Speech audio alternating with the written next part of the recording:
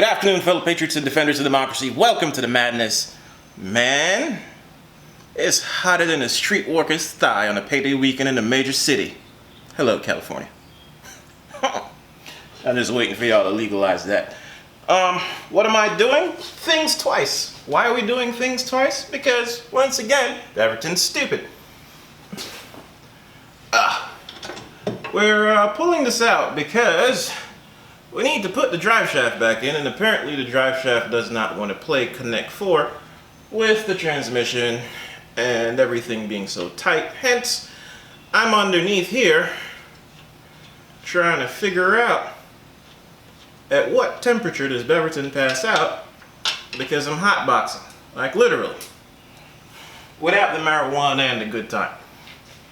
But yeah, so we're here, and whew,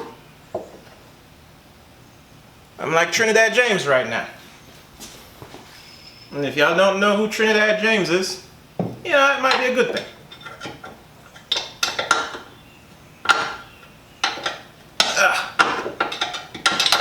Oh my goodness. So we're gonna be doing this.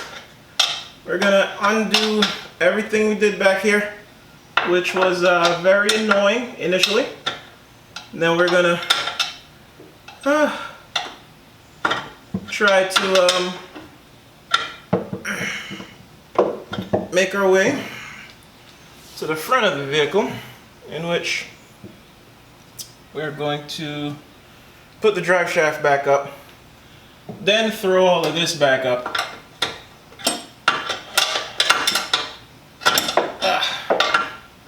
button back up everything, and show you what's up. But we're not going to bore you with most of this stuff that you should see or you should understand in regards to pulling things off.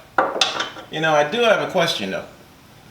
For you guys who like buying those hand vibrators, the men version, aka electrical tools, what's the point of buying like a $400 thing when it never fits in the difficult and tight spaces, or it won't be able to truly break loose those bolts?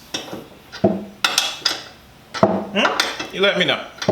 It's like, are we just collecting tools, or should the tools in essence kind of serve a purpose? Yeah. But alright, like I said, we'll get back to you, and woo! Somebody pass me whatever had Trinidad James sweating, because I'm assuming it'd be more fun. But yeah man, we'll get right back to you. I'm gonna continue to do this.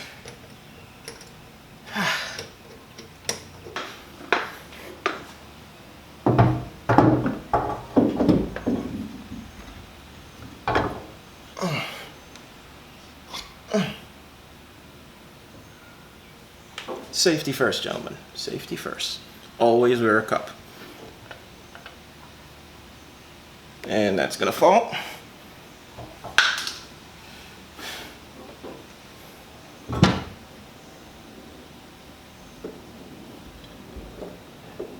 In the hole. Can we get it in the hole? Up. We're in. Up. We're alive. Oh yeah. Oh yeah. And try not to fall on top of me and kill me. Not in the mood today.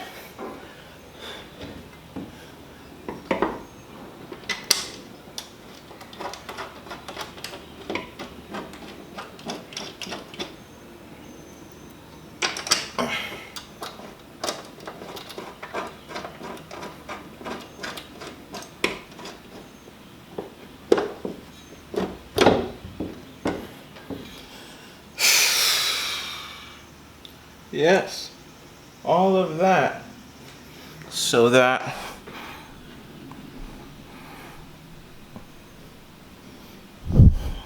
the drive shaft could properly slide its wonderful self through this little hole here and above this cross member for the fuel tank. And that essentially is what caused the problem. You know, whenever a woman says 3 inches is a little bit, this is all called because it was 3 inches too much. So see this? What is that? 3, 6, 12, 12 and 4, 16, 16 and 4 more. That's 20. 20 bolts, sweating like the first triathletes of society, slaves running from the South.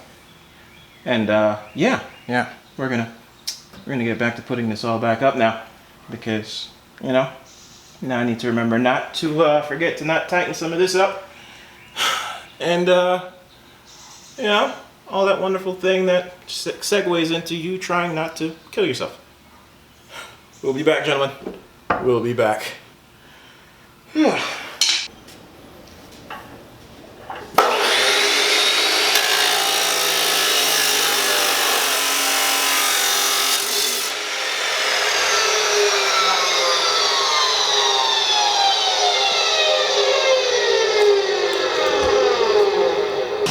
It's currently 90 degrees, and for some reason, this person figured they should cut their lawn. But this is a free country. People do dumb shit every day.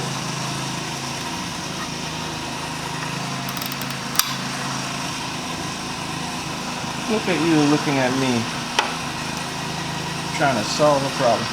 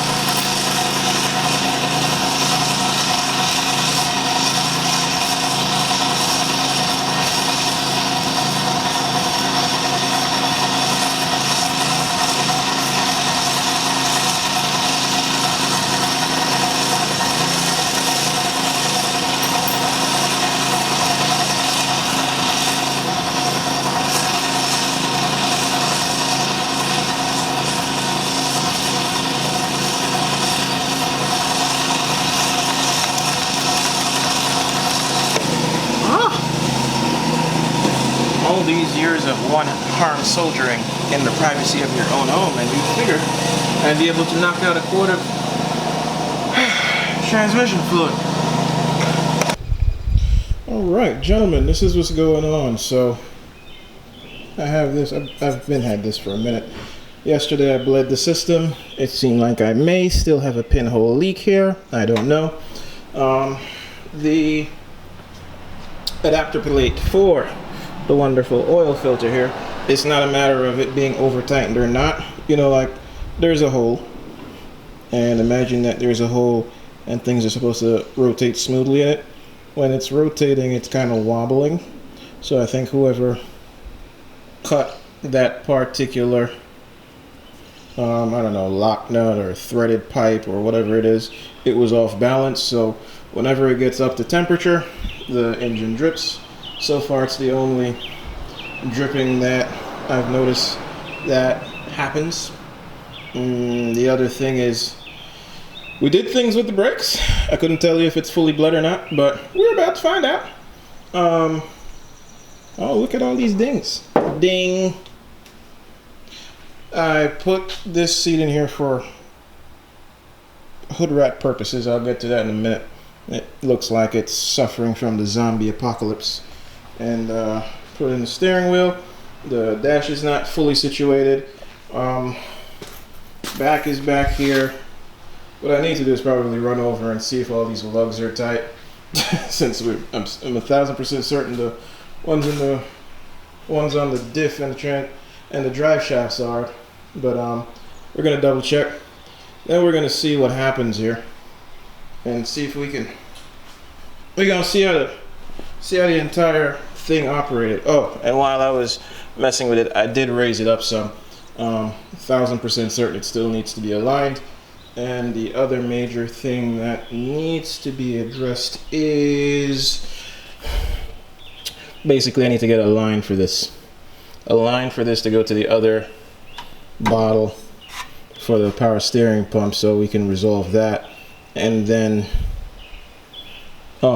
then we're going to see if we should mount the Brave and try to weld in some aluminum bungs on here to create a catch can. And then we're going to have to figure out how we're going to create a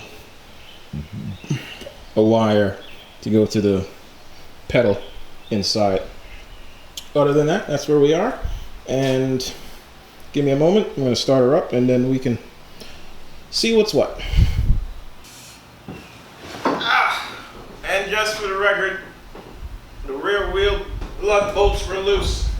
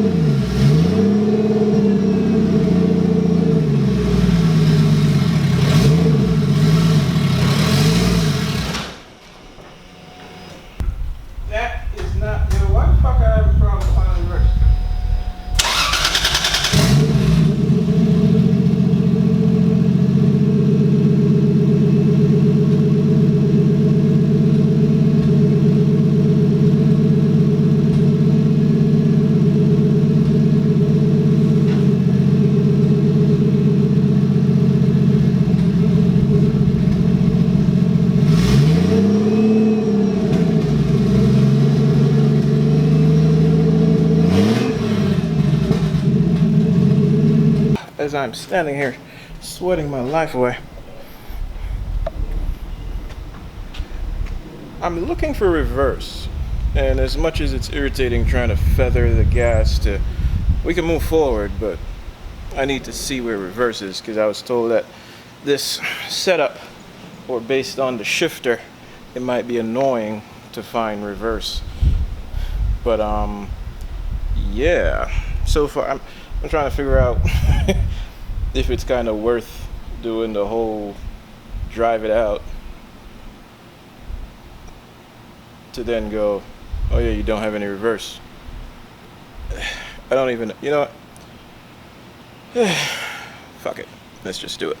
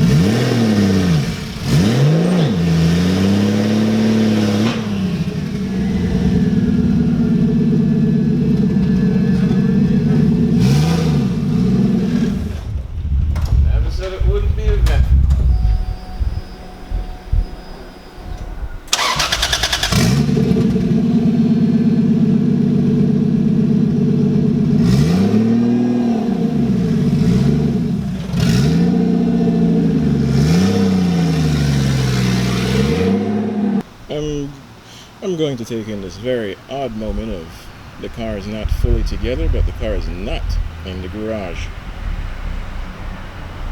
And I'm certain this is probably freaking out this guy.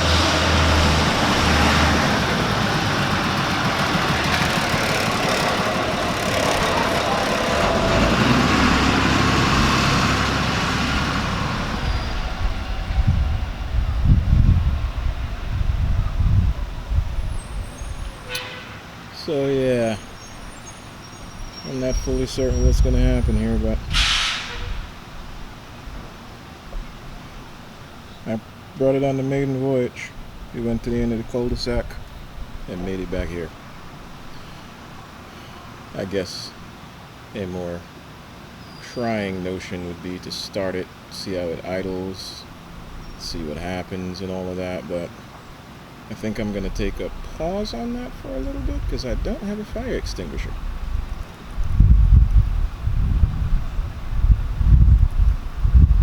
But give it a moment. And we're going to wait till the bus leaves and see if we can go down there and come back, and then we can call it a day.